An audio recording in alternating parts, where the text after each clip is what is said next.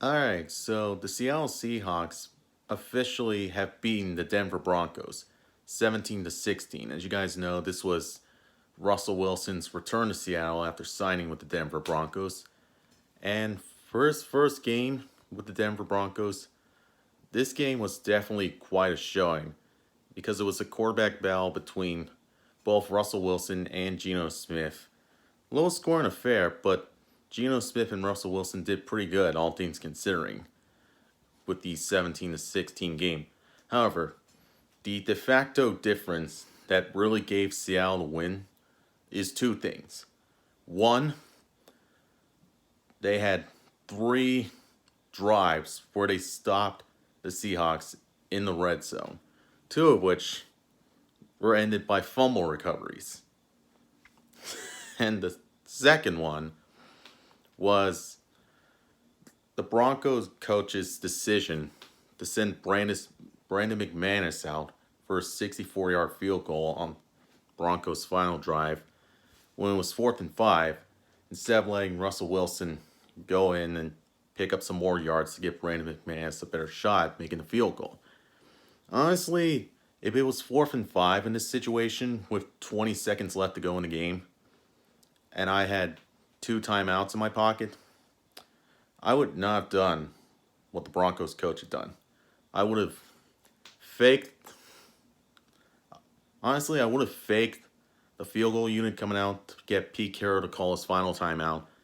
Then I would have switched back to Russell Wilson, completed the pass to Jerry Jeudy for about 10 yards, ran the clock down to 3 seconds, and then called a timeout and let Brandon McManus kick the game-winning field goal from there to make it 19-17. Because with a 64-yard field goal, it is a really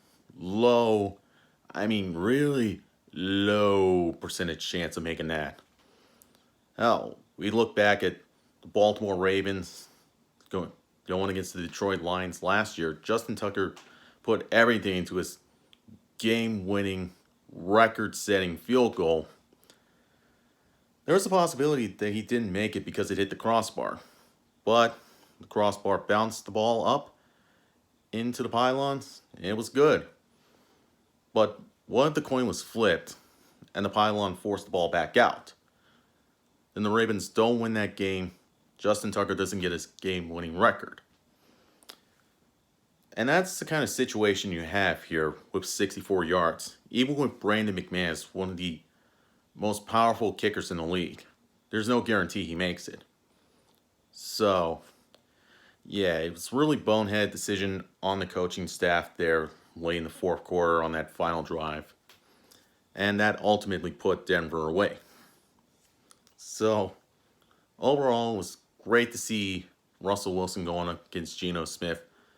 And with Geno Smith outplaying Russell Wilson too, he threw for just under 200 yards and had 2 touchdowns, 0 interceptions. He had 6 rushes for 14 yards, which commendable, respectable compared to Russell Wilson's 1 touchdown, which he got off a broken coverage play by Kobe Bryant. So, yeah, Geno Smith definitely looks poised in that Seattle offense, and we should have a great game when we go up against him in Munich, Germany, later on this year with the Buccaneers. As for the Denver Broncos, they got some issues to address. They got the fumbling issues with their running back.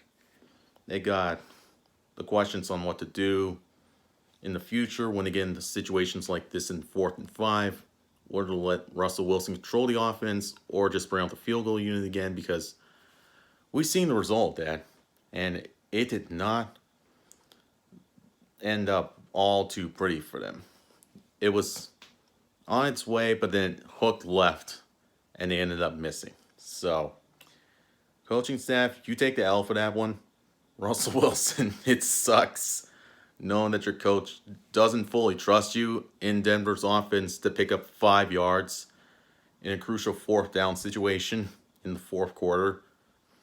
But that's just the way the cookie crumbles. And Seattle, enjoy your win and enjoy those Geno chants, because you're going to need more of them for your season.